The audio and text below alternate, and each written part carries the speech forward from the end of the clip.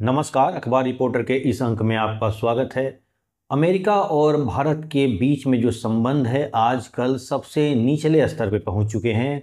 America बार बार भारत को धमकी दे रहा है, कभी टैरिफ की धमकी दे रहा है, कभी पेनल्टी की धमकी दे रहा है, यानी लगातार अमेरिका धमकी दे रहा है। भारत ने भी अब इसका जवाब दिया है और इस जवाब से पूरी दुनिया में जो हलचल मची है वो भारत की बढ़ती हुई ताकत का एहसास करा रही है पूरी दुनिया को। आज हम इसी पर चर्चा करने वाले हैं। बात शुरू करें इससे पहले आपसे हमारी गुजारिश है कि आप हमारे चैनल को थोड़ा सब्सक्राइब कर दीजिए, लाइक कीजिए और शेयर जरूर करिएगा। तो चलिए शुरू करते हैं।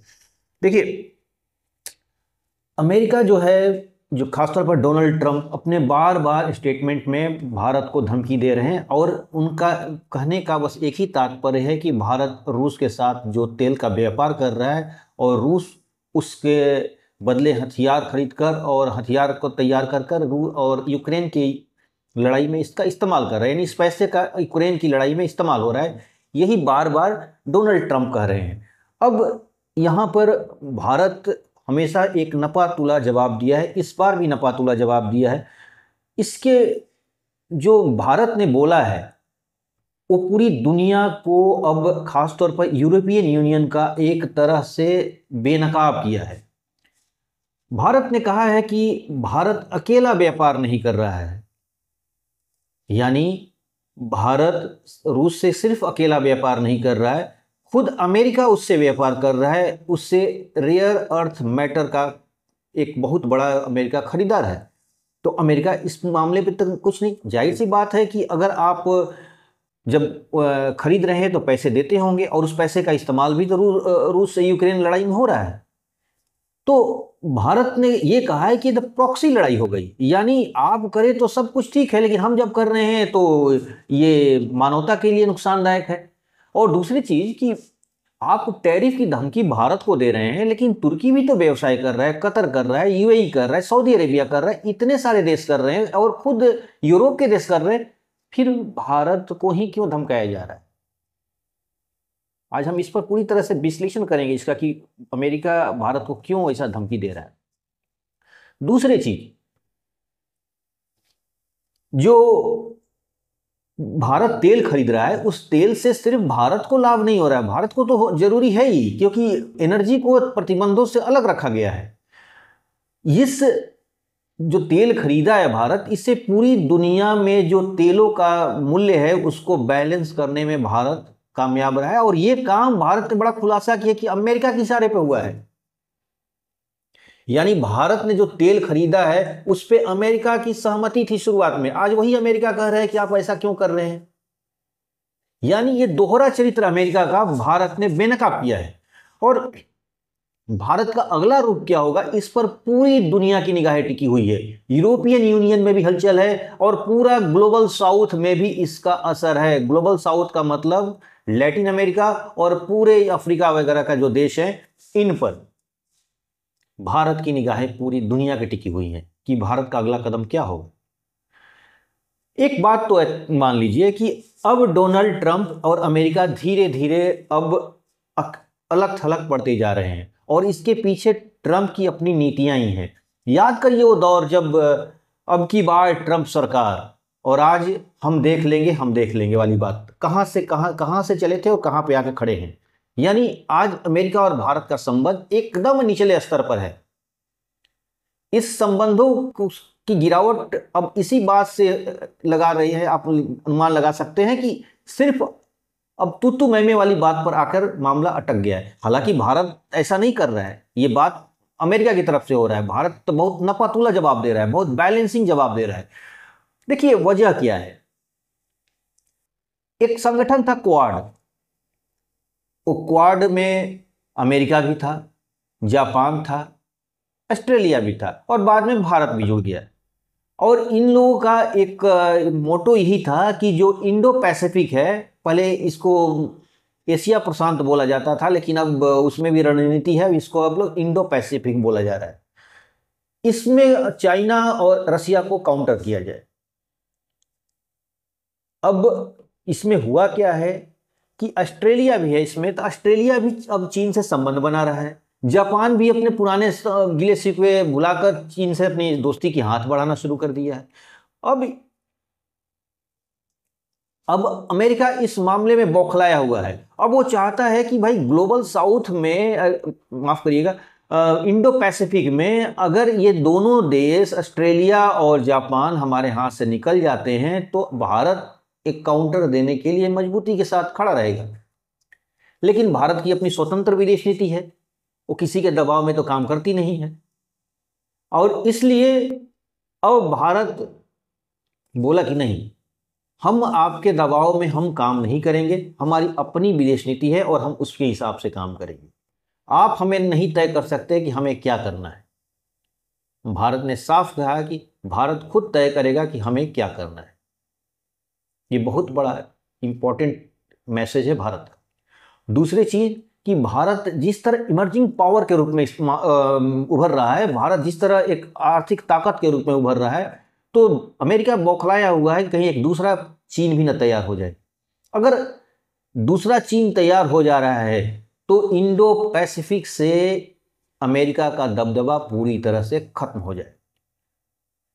क्योंकि और दूसरी बात कि व्यापार का सबसे बड़ा रूट है, ये इस एरिया जो है व्यापार का सबसे बड़ा एक हब है, और इसमें अमेरिका अगर कंट्रोल होता है, कंट्रोल खो देता है, तो भारत, रूस और चीन मिलकर अमेरिका को दुनिया के अलग अलग देशों में भी जो क्षेत्र हैं वहां चुनौतियां देना शुरू कर देंगे। और सबसे बड़ी चीज कि एक टिकड़ी बन गई है, वो टिकड़ी ये है कि रसिया, चाइना और इंडिया।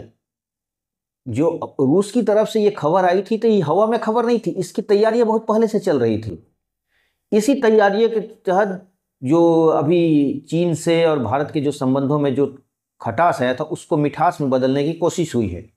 इसीलिए राजनाथ सिंह भी गए थे चीन और विदेश मंत्री भी गए थे चीन। यानी आने वाले समय में हो सकता है कि प्रधानमंत्री का भी विजिट हो जाए, और इनविटेशन भी मिला है। जो उन लोगों का अपना सितंबर में एक जापान पर विजय उपलक्ष्य में कुछ वो लोग फंक्शन करते हैं, जिसमें रूस को भी निमंत्रण दिया गया है, अमेरिका को भी निमंत्रण दिया गया है और इंडिया को भी दिया गया है। रूस तो फिलहाल आ रहा है, लेकिन अमेरिका और इंडिया ने अभी पत्ते नहीं खोले हैं। यानी अब ये लगना शुरू हो गया है कि अब ये तीनों तिकड़ी जो है, यानी रसिया, इंडिया और चाइना का, ये बहुत डीपली अंदर से काम करना शुरू कर दिया है। और ब्रिक्स जिसे ट्रंप कह रहे थे कि हम इसे डीएक्टिवेट करा देंगे, वो उनकी चाल कामयाब नहीं हो पा रही है। यानी दुनिया का वर्ल्ड ऑर्डर बदल रहा है, दुनिया की पूरी एक तरह से जो समीकरण है वो बदल रहा है, और समीकरण से अमेरिका बौखलाया हुआ है। क्योंकि अमेरिका के पास एक जबरदस्त हथियार था, वो प्रतिबंधों का हथियार। क्योंकि दुनिया के अलग अलग देशों को अपने ऊपर वो डिपेंडेंट किया था, और किसी देश पर जो उसके हिसाब से कोई नीतियां नहीं बनाता था उसको धमकी देकर कि आप ऐसा नहीं करेंगे तो हम आपको ऐसा कर देंगे, और इस तरह प्रतिबंधों का एक पूरा सिलसिला चलता था। इसमें आपने खुद बगल में देखा होगा कि ईरान भी है, या और बहुत सारे देश इसके शिकार हुए हैं। अब इस टिकड़ी में ईरान भी जुड़ गया है। यानी जो रसिया, चाइना और इंडिया का जो एक ट्रायंगल बन रहा है, इसमें ईरान भी जुड़ा हुआ है। यानी आने वाले समय में वर्ल्ड ऑर्डर में बदलाव होगा। जापान भी चीन से अपने संबंध सुधार रहा है, ऑस्ट्रेलिया भी पहल कर रहा है चीन से सुधारने के लिए। यानी इंडो पैसिफिक में अमेरिका का अब कोई दबदबा नहीं रह जाएगी। अमेरिका को ये डर सता रहा है, और इसीलिए वो चाहता है कि किसी तरह इस ग्रुप से इंडिया हमारे कवर में आ जाए। लेकिन इंडिया ऐसा करेगा नहीं, क्योंकि अमेरिका का पुराने जो एक्सपीरियंस रहा है भारत का अमेरिका के प्रति, वो बहुत अच्छा नहीं रहा है। अमेरिका बीच बीच में हमेशा धोखा दिया है भारत को, और ये भारत अच्छी तरह जानता है। इसलिए ये गलतियां अमेरिका की तरफ से हुई हैं। अमेरिका अपने इंटरेस्ट के लिए भारत को हमेशा कहीं ना कहीं किसी ना किसी रूप में तंग किया है, जो पिछले दशकों में हमने देखा है। और दूसरी तरफ हमने रूस की तरफ से अपना एक टाइम टेस्टेड फ्रेंड देखा है, जो हमेशा मदद किया है। तो ये चीज़ कि एक अच्छे दोस्त को लेकर एक धोखेबाज दोस्त, नए नए बने हुए धोखेबाज दोस्त के साथ भारत तो कभी जाएगा नहीं। और भारत की अपनी इंडिपेंडेंट विदेश नीति है, इसलिए भारत कभी भी ऐसा नहीं है कि अमेरिका के पीछे पीछे दौड़ेगा। ये ये अमेरिका को अब भूल जाना चाहिए कि अब भारत ऐसा करेगा, ऐसा नहीं करने वाला है। अब इसमें और दूसरी बात, और हम लोग चलते हैं अमेरिका के नाक के नीचे, यानी हम लोग दक्षिण अमेरिका में चलते हैं, लैटिन अमेरिका जिसको बोलते हैं हम लोग। उसमें ब्राज़ील है, यानी ब्राज़ील से अभी लूला ने के बीच में और ट्रम्प के बीच में दो दो हाथ हो चुके हैं, खासतौर पर टैरिफ को लेकर ही। तो अब अमेरिका खुद देख रहा है कहीं हम ऐसा ना हो कि हम घिरना शुरू हो जाए, यानी एक तरफ इंडो पैसिफिक से हमारा कंट्रोल खत्म हो रहा है, दूसरी तरफ ग्लोबल साउथ में जिस तरह भारत का अपना दबदबा बढ़ रहा है, भारत अपना रिलेशन वहाँ मजबूत किया है और अपनी कंट्रोल ज़्यादा एक तरह से बना के रखा है, तो अमेरिका कहीं देख रहा है कहीं हम घिर ना जाएं। यानी दक्षिण में जो ग्लोबल साउथ के देश उसको, यानी लैटिन अमेरिका के देश अमेरिका से नाराज हैं और वो भारत और चीन की तरफ देख रहे हैं। दूसरी बात, इंडो पैसिफिक में उसका कंट्रोल खत्म हो जाएगा और लैटिन अमेरिका में भी उसका खत्म हो जाए तो अमेरिका का बचा कहाँ? मिडिल ईस्ट में सिर्फ इजराइल ही उसका एक ऐसा विश्वसनीय मित्र है, बाकी और उन लोगों का कोई ठौर ठिकाना है नहीं। यानी चाहे वो सऊदी अरेबिया हो, चाहे सऊदी अरेबिया से उसका कुछ संबंध ठीक है, लेकिन और भी देश हैं जो हमेशा उन युद्धग्रस्त, इराक की स्थिति खराबी है, सीरिया की खराबी है, यानी कोई मिडिल ईस्ट में तो कोई ठीक ठाक है ही नहीं, ईरान से उनका संबंध खराबी है। तो अब उसका मिडिल ईस्ट में भी डिस्टर्बेंस हो जाएगा, इंडो पैसिफिक में भी कंट्रोल नहीं रहा और लैटिन अमेरिका में भी नहीं है, तो अमेरिका का रहा कहाँ? इस बात से अमेरिका बौखलाया हुआ है, इस बात से अमेरिका डरा हुआ है और इसलिए वो चाहता है कम से कम इंडो पैसिफिक में अपना कंट्रोल करने के लिए इंडिया को किसी तरह अपने हाथ में लिया जाए। और इसी बौखलाहट में कभी वो पाकिस्तान से दोस्ती बढ़ाने के लिए कि भाई कहीं ऐसा ना हो जाए कि भारत को हम पाकिस्तान का नाम लेंगे तो भारत दौड़ के हमारे पास आ जाए कि हुजूर ऐसा मत करिए, तो भारत ऐसा करने वाला नहीं। ये भ्रम है ट्रंप महोदय का कि भारत, अगर हम पाकिस्तान से दोस्ती का आप हाथ बढ़ाएंगे तो भारत आपके साथ। यहाँ ध्यान देने की बात है कि अगर पाकिस्तान से इनकी नज़दीकियाँ बढ़ी, अमेरिका की नज़दीकियाँ बढ़ी, अमेरिका के तो खैर पाकिस्तान से हमेशा नज़दीकियाँ बढ़ी है क्योंकि वो देश बिना पिंडी का लोटा है, कभी किधर लुढ़क जाएगा कोई ठीक नहीं है। तो जाहिर सी बात है कि चीन से पाकिस्तान की दूरियां बढ़ेंगी और इसका फायदा भारत उठाएगा। चीन से और भारत का कुछ जो डिस्प्यूट है वो कुछ बॉर्डर के लेकर है, और बॉर्डर भी ऐसा कोई बॉर्डर नहीं है जिससे उसका समाधान न निकल पाए। चीन से भारत का जो बॉर्डर इश्यू है, इसमें रूस मदद कर सकता है और इस मदद से हो सकता है कि ये समस्या भी सॉर्ट आउट हो जाए। अगर ये समस्या सॉर्ट आउट हो जाता है, यानी बॉर्डर का जो इश्यू है वो खत्म हो जाता है, तो आने वाले समय में अब एक ही मुद्दा बचेगा, वो है चीन का भारत में निर्यात ज़्यादा है और भारत का निर्यात चीन में कम है, यानी व्यापार घाटा भारत की तरफ से है। तो ऐसे में तो भारत की समस्या है कि भारत अपनी टेक्नोलॉजी को डेवलप करे, भारत अपने मैन्युफैक्चरिंग को मजबूत करे, भारत दुनिया के अलग अलग देशों में अपना संबंध मजबूत करे और अपने माल को पहुंचाए। नतीजा ये होगा कि अपने आप चीन की जो निर्भरता उसका कम हो जाएगी। तो ये तो भारत के लिए है, इसमें चीन का कोई दोष नहीं। भाई आपके पास अगर कोई आपके लिए बाजार है और वो बेचने वाला है तो आपके पास बेचेगा, इसमें कोई दो राय नहीं है। तो यानी व्यापार कोई बहुत बड़ा इशू नहीं है, जो इशू है वो समस्या है वो सीमाओं का, यानी सीमाओं का मूल्यांकन, सीमाओं का विवाद इस वक्त भी है। तो इसके लिए भी अगर बातचीत करके ये मामला भी सॉर्ट आउट हो जाता है, समस्याओं खत्म हो जाती है, तो चीन और भारत के बीच में सारे इशू खत्म हो जाएंगे। और ऐसे में एक दो ताकतवर पड़ोसी और साथ में रूस अगर जुड़ जाए तो दुनिया को के नक्शे पर इन तीनों का दबदबा पूरी तरह से कायम हो जाएगा। ये बात ट्रंप जानते हैं और इसीलिए वो भारत पर को चिढ़ाने के लिए, भारत को डराने के लिए बार बार धमकी दे रहे हैं और भारत के स्टेटमेंट और भारत के जो अगला कदम होगा उसके लिए उस पर पूरी दुनिया की निगाहें हैं।